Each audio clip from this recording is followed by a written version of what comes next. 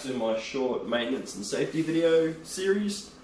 Today I'm going to be demonstrating how to sharpen a kukri my way. I don't use any fancy materials or anything. I don't use any sort of work sharps or anything like that. I don't need to. And I'm going to be demonstrating that with thorn. And the reason I've chosen thorn to demonstrate this, again, just a quick reiteration, safety for the drawing. Watch that video if you haven't already.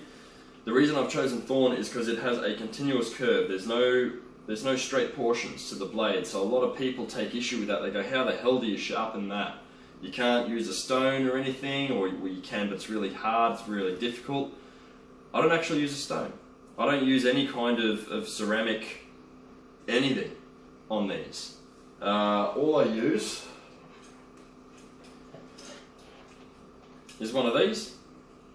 Now this is a high vanadium stainless steel butcher's steel, and it takes a little bit of practice. There's a bit of a learning curve involved, but to sharpen it, depending on what you're more comfortable with my heavier kukri I tend to move the steel rather than the kukri, and with this one, I mean, I can as well. There's multiple ways of doing this.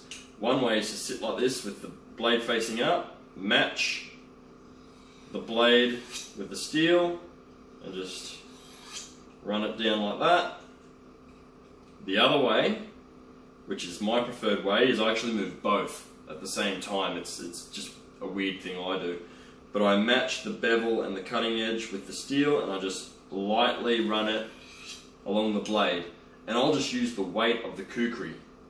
I won't push on it, I'm not forcing anything, it's just lightly, just the weight of the kukri follows the curvature, and because it's round, you don't have to worry about that recurve, you don't have to worry about any of that. And you just very lightly, one for one, both sides. The important part is to make sure that you're following the same angle. And I am demonstrating lots of different ways of sharpening, by the way, with these steels. The best way to use ceramic rods and this sort of a steel is to put it on a flat surface like that, push the spine against that handguard bit there, and there you go, there's your angle.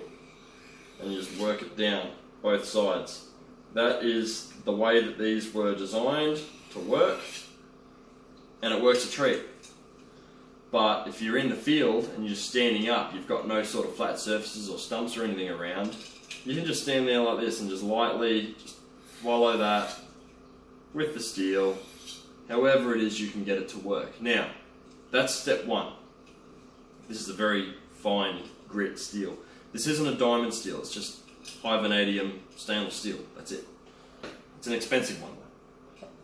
Second stage for my sharpening and honing is a piece of leather. Now this was a bit of leather from a sheath kit, a knife sheath making kit. It's just a piece of leather, veg tan leather. I use the raw side.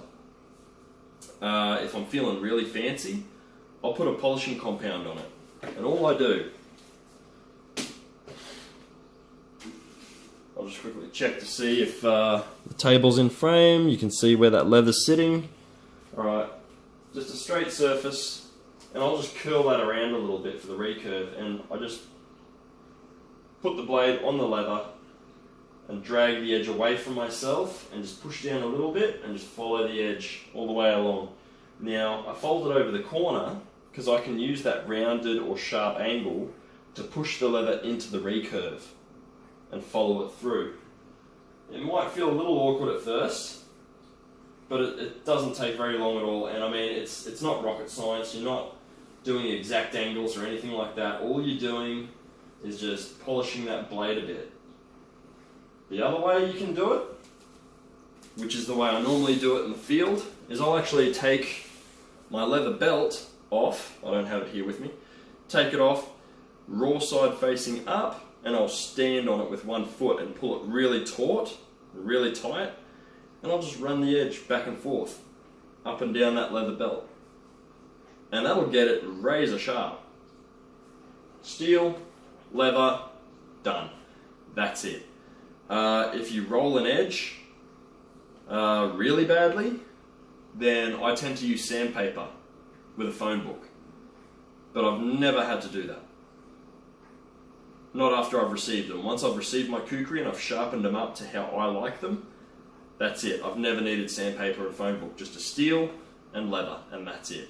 As long as after every use, just pull your belt off and just give it a quick strop, should bring the edge back really well. Alright, and that is my brief demonstration of how I sharpen my kukri. There is nothing fancy to it. It is just really bum basic stuff, and I use the same method on all of my knives, not just my kukri. I use it on everything.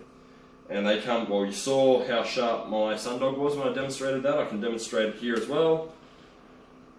This will just shave and shave and shave. I'm going to have no hair on my arm. Nothing. But there you go. It's taking a little bit of skin as well. And that's it. Easy. Really easy. It just takes a little bit of practice and a little bit of patience, and that's it. Alright, thank you very much for putting up with my ramblings. That